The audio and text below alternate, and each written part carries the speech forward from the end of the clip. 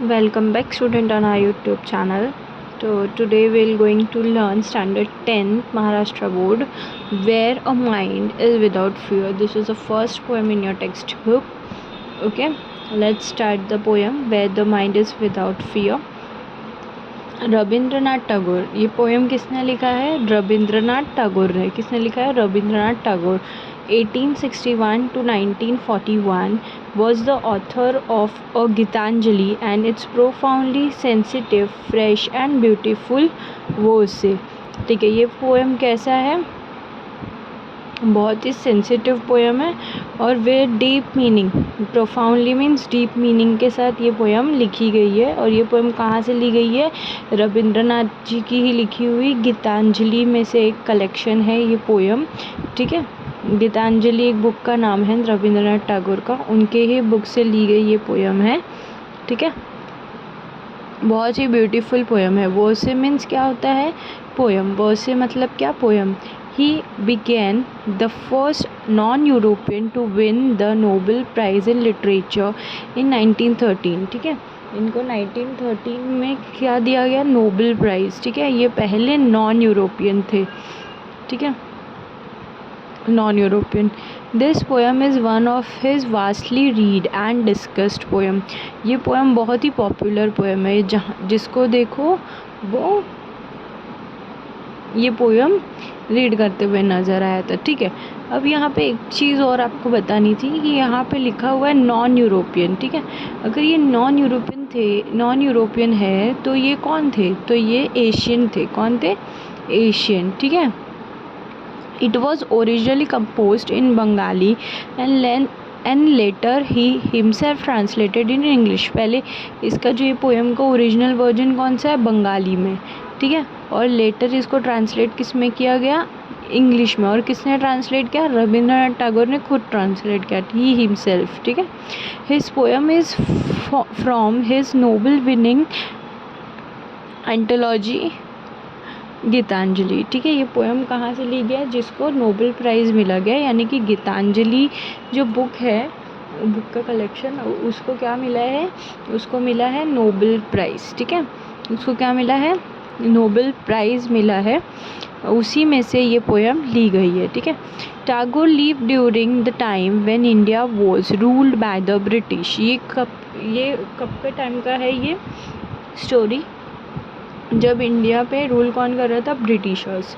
ठीक है, in this poem besides political freedom from British, Tagore also appeal to God for social, educational and economical freedom for the people of India.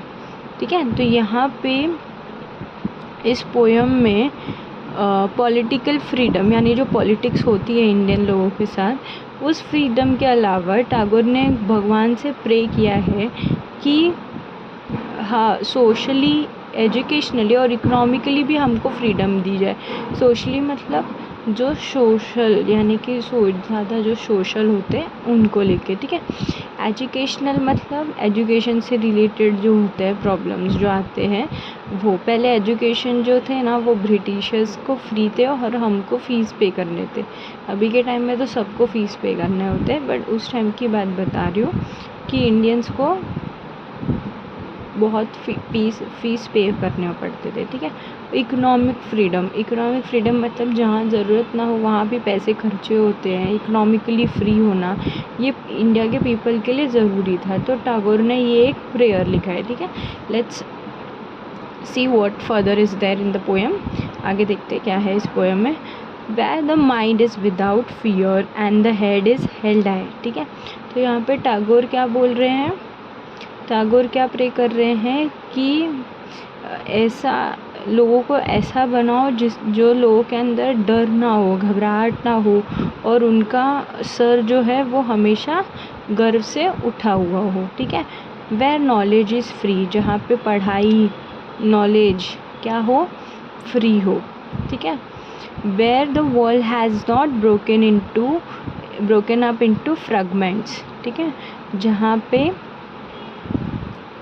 पे क्या ना हो? कोई division ना हो। Fragments means division. ठीक है, वो डिवीज़न ना हो लोगों के बीच में।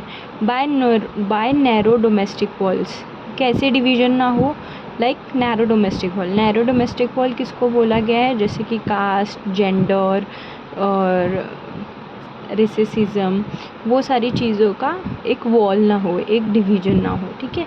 Where the world come out from the depth of the truth, ठीक है, जहाँ पे लोग सच जो बात बोले वो सच बोले, ठीक है, सच कहे। Where tireless striving stretch it arms toward perfection, जहाँ पे लोग जो है वो अपने गोल की तरफ पहुँचने की कोशिश करें, ठीक है। where the clear stream of reason has not lost his way, जहाँ पे अपना रास्ता वो लोग खुद बनाए, वो रास्ता वो लोग खोए ना, ठीक है। जहाँ पे लोग जो है वो रास्ता अपना खुद बनाए, वो रास्ता वो लोग खोए ना। इनटू, और उसी रास्ते पे चले जो रास्ते पे उन लोगों को चलना चाहिए, वो लोग ऐसे गलत रास्ते पे ना चले। कौन? लोग, ठीक है। Into the dreary desert sand of dead habits, लोग जो है वो एजुकेटेड हो जाए और वो लोग कैसे रास्ते पे चले, कैसे रास्ते पे ना चले, पुराने ख्यालों के रास्ते पे ना चले। जैसे कि चाइल्ड मैरिज आज भी होता है, ठीक है, चाइल्ड मैरिज हो गया, सती सिस्टम हो गया, ठीक है। पुराने ख्याल जो होते हैं वो उस रास्ते पे जो है इंडिया के लोग ना चले। where the mind is led forward by thee, जहाँ पे रास्ता कौन दिखाएगा, जहाँ पे हम जब चले तो वो रास्ता कौन दिखाए? दी मीन्स क्या होता है? गॉड। दी मतलब क्या होता है? गॉड। वो रास्ता कौन दिखाए हम लोग को? God. Into ever vending thoughts and action, ठीक है, into ever vending thoughts and option, जहाँ पे अपॉर्चुनिटी जो है वो अपॉर्चुनिटी को कॉर्नर ना कर दे, और जो अपॉर्चुनिटी मिल रही है तो उस चीज़ पे हम लोग खुद सोचें, हमारी खुद की कोई थिंकिंग हो, ठीक है। Into that heaven of freedom my father let my country awake, जहाँ पे रविंद्रनाथ टैगोर बोल रहे हैं कि मैं ये होप करता हूँ, heaven of freedom means hoping for freedom, ठीक है। हेवन ऑफ फ्रीडम मतलब मैं ये फ्रीडम की होप करता हूँ जहाँ पे मेरे ही लोग, यानी कि इंडिया के कंट्री के ही लोग जो है वो क्या हो जाए, जग जाए कि वो लोगों को फ्रीडम की ज़रूरत है, they need of freedom, okay. Written by Rabindranath Tagore, okay. I hope आप लोगों को वीडियो अच्छी लगी हो तो लाइक शेयर सब्सक्राइब करें और ज़्यादा से ज़्यादा वीडियो को शेयर करें।